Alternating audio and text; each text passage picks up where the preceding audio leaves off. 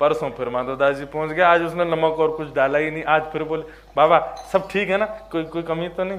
बोले बहुत स्वाद मैया, हर दिन एक नवीन स्वाद मिल रहा है, बहुत आनंद आ रहा है। माधवदास जी को तो वो सम्मान से बचना था, इसलिए उन्होंने अपना जगह ढूंढ ली। और यहाँ वो मैया तो बड़ी परेशान, बोले ये रोज आ जाते हैं।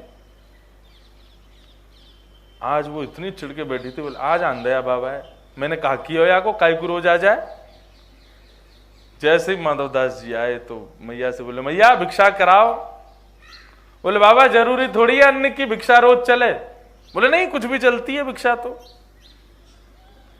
तो उस समय वो मैया पोंछा लगा रही थी तो चिड़ में आई, बोले ले तो फिर ये ले भिक्षा। वो पोंछा ही उठा के माधवदास जी पे फेंक दिया। माधवदास जी बोले कि भिक्षा तो स्वीकार है, चाहे किसी भी रूप में मिले। वो पोंछा लेकर के माधवदास जी हृदय से लगा के चले गए। अब माधवदास जी का नित्य भाव था कि जो भी पाते थे नेत्र बंद करके पहले श्री जगन्नाथ जी को पवाते थे। जो भी भिक्षा मिलती थी पहले जगन्नाथ जी को निवेदित करते थे, फिर स्वयं लेते थे। अब आज तो पोंछा मिला है, वो कैसे दें जगन्नाथ जी को? माधवदास जी ने मन में विचार किया, बोले आज तो पोंछा मिला है ठाकुर जी, ये कैसे दूं आपको? तुरंत गए माधवदास जी, तेज धूप में पोंछा सुखा दिया। जैसे ही वो सूखा तो उसको उसके सारे रोए जो थे उनको निकाल दिया, सारे धागों को निकाल के हाथ से उसकी बत्ती बनाई, घी में डाल करके जगन्नाथ जी की आरती कर दी। जगन्नाथ जी के नेत्र सजल हो गए।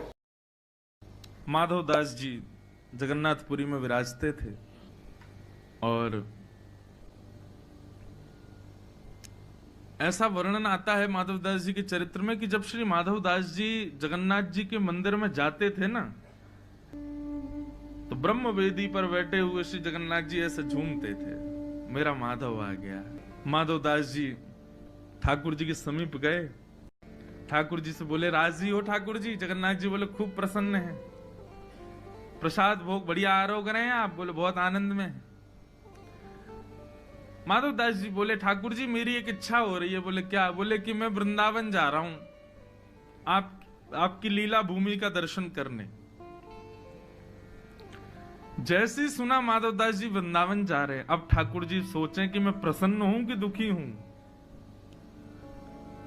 ठाकुर जी मौन हो गए, कुछ नहीं बोले। माधवदास जी बोले आप कुछ कहेंगे नहीं, हम वृंदावन जा रहे हैं।